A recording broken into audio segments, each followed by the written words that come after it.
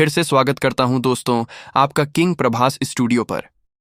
अगर कोई टीजर सिर्फ मनोरंजन नहीं बल्कि एक सिनेमाई धमाका हो, अगर उसके दृश्य टीवी पर नहीं बल्कि लोगों के दिलों पर चल रहे हों, और अगर एक सुपरस्टार अपने करियर का सबसे बड़ा जोखिम लेकर पूरे देश के दिलों में एक एहसास जगा दे, तो या तो वह पागल है या फिर वह सच्चा बदलाव लाने वाला है।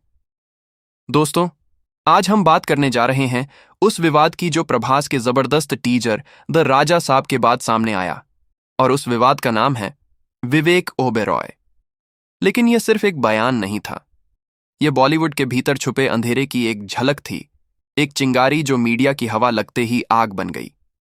फरवरी का महीना था, स्क्रीन स्पेस सीमित था और द राजा साहब को लगभग 2200 स्क्रीन मिले। लोगों को लगा कि यह एक और फैंटेसी ड्रामा होगा, लेकिन जब लोगों ने टीजर देखा तो आंखें नम हो गईं।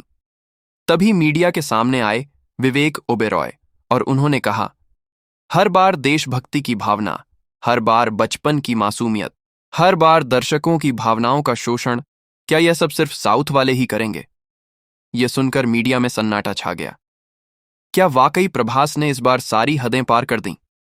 विवेक के अनुसार यह टीजर सिर्फ एक मार्केटिंग का जाल है जो बॉक्स ऑफिस की कमाई का धंधा है, लेकिन असली सामाजिक मुद्दों से भटक गया है। यह टीजर एक तमाशा है और उस तमाशे का हीरो बना दिया गया है बचपन का दर्द। अब सवाल यह है, क्या विवेक का गुस्सा जायज है या वह किसी पुरानी रंजिश का बदला ले रहे हैं?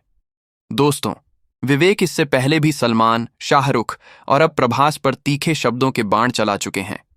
तो क्या यह कोई पैटर्न है? लेकिन इस बार उन्होंने यह नहीं कहा कि टीजर खराब है, बल्कि उन्होंने कहा, यह टीजर एक भावनात्मक जाल है जिसमें बचपन की भावनाओं का दुरुपयोग हो रहा है। और जब उन्होंने यह कहा तो इंडस्ट्री की प्रतिक्रिया बंटी हुई थी। कुछ लोगों ने कहा, विवेक सिर्फ ध्यान खींचना चाहते हैं। कुछ ने कहा, वो वही सच बोल रहे हैं जिसे और कोई नहीं कहता। और कुछ लोग चुप हो गए, क्योंकि वो जानते हैं प्रभास को टारगेट करना आसान नहीं है। जब मीडिया ने प्रभास से पूछा, सर, विवेक ओबेरॉय कह रहे हैं कि आपका टीजर भावनात्मक शोषण है, आप क्या कहेंगे? प्रभास ने सिर्फ 3 शब्द बोले, पब्लिक सब जानती है, बस। उसके बाद खामोशी। लेकिन उस खामोशी में इतनी ताकत थी कि ट्विटर, इंस्टाग्राम और यूट्यूब पर तूफान आ गया। कुछ लोग प्रभास के समर्थन में खड़े हो गए, कुछ ने विवेक को सच बोलने वाला नायक कहा। और तब आया असली ट्विस्ट।